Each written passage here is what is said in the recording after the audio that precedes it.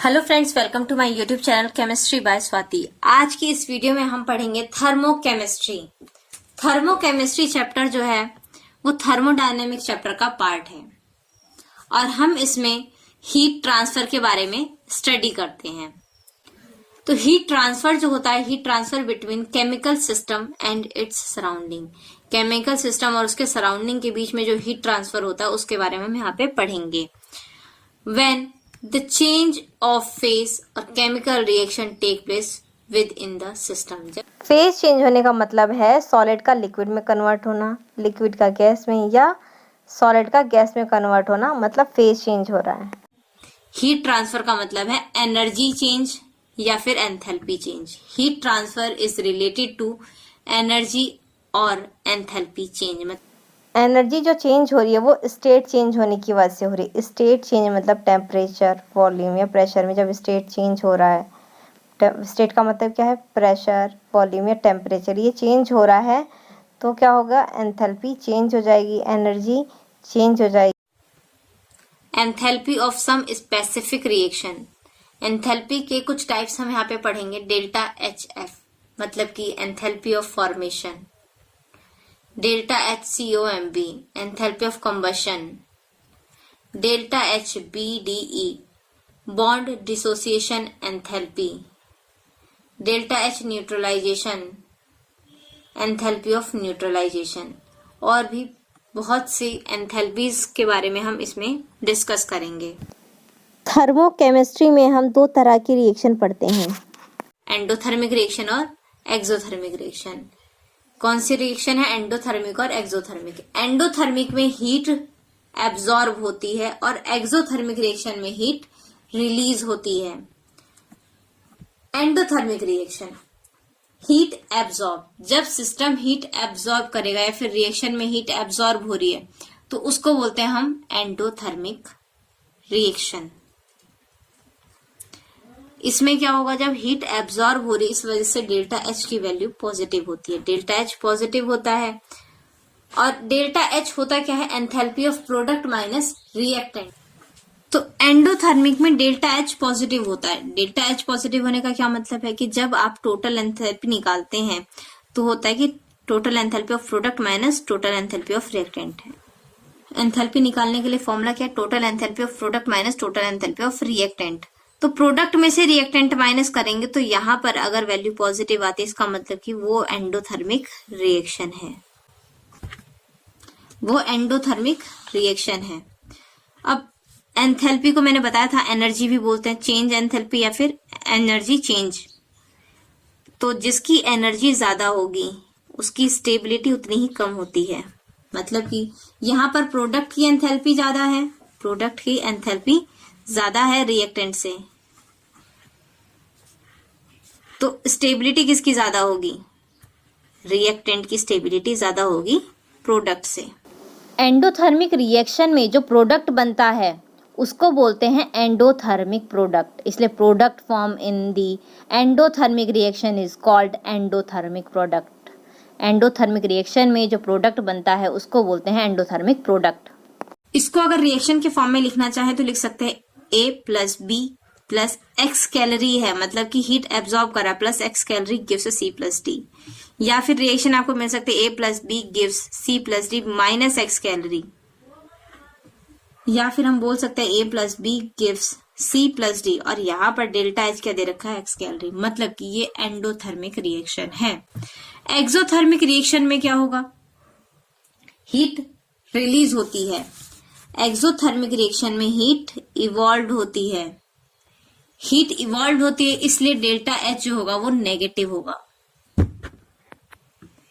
तो exothermic reaction में क्या होगा कि डेल्टा एच नेगेटिव होता है। इसका मतलब क्या है कि एंथैल्पी रिएक्टेंट की ज्यादा है।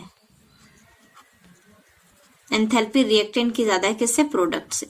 भाई ये वाली वैल्यू ज्यादा होगी तभी तो डेल्टा एच नेगेटिव होगा। तो इसलिए एंथैल्पी रिएक्टेंट की ज्यादा है प्रोडक्ट से। तो इस वजह से स्टेबिलिटी किसकी ज्यादा होगी? प्रोडक्ट की। स्टेबिलिटी किसकी ज्यादा होगी? प्रोडक्ट की स्टेबिलिटी ज्यादा होगी।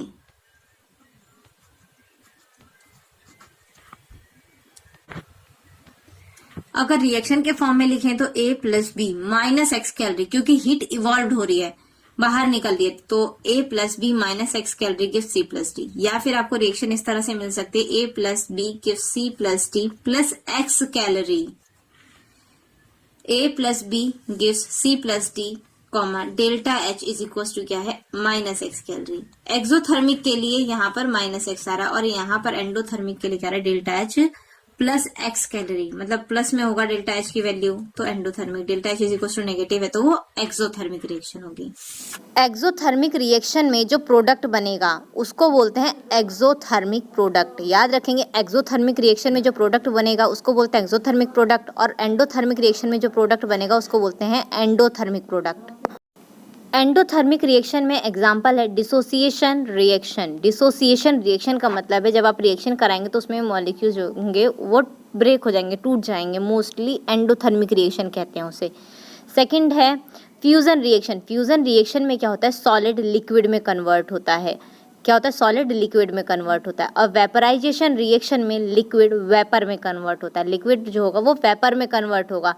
सब्लिमेशन रिएक्शन, सब्लिमेशन रिएक्शन में सॉलिड गैस में कन्वर्ट होता है, सॉलिड गैस में कन्वर्ट होगा। और इसी तरह हम बात करें फिफ्थ पॉइंट की, फोटोसिंथेसिस। इसमें क्या होगा, कार्बन डाइऑक्साइड और वाटर मिलकर के ग्लूकोज और ऑक्सीजन बनाते हैं और इसमें एंथैल्पी जो होगी वो डेल्टा H पॉजिटिव होगी। इसी तरह एक्सोथर्मिक रिएक्शन का एग्जाम्पल, पहला कंबशन रिएक्शन, कंबशन रिएक्शन। दूसरा न्यूट्रलाइजेशन रिएक्शन, न्यूट्रलाइजेशन रिएक्शन में क्या होता है, एसिड और बेस मिलकर के सॉल्ट बनाते हैं। तीसरा रेस्पिरेशन रिएक्शन, रेस्पिरेशन रिएक्शन में क्या होता है कि ग्लूकोज और ऑक्सीजन मिलकर के कार्बन डाइऑक्साइड और वाटर बनाते हैं। फोर्थ है फॉर्मेशन रिएक्शन। फॉर्मेशन रिएक्शन में मतलब किसी भी रिएक्शन का फॉर्म होना, बनना, वो हो जाएगा एक्सोथर्मिक रिएक्शन में। इसमें कुछ एक्सेप्शन है, एक्सेप्शन याद रखेंगे। पहला C+2S गिव्स CS2। दूसरा half N2 + 3/2 Cl2 gives NCl3। तीसरा N2 + O2 gives NO, N2O या NO2 या N2O4। चौथा O2 + F2 गिव्स OF2 या O2F2। ये रिएक्शंस जो हैं ये दिखने में लगता है कि एक्सोथर्मिक रिएक्शन है, बट ये एंडोथर्मिक रिएक्शन है, ये ध्यान रखना है। क्या है, एंडोथर्मिक रिएक्शन, इसे आपको याद करना है, रटना है।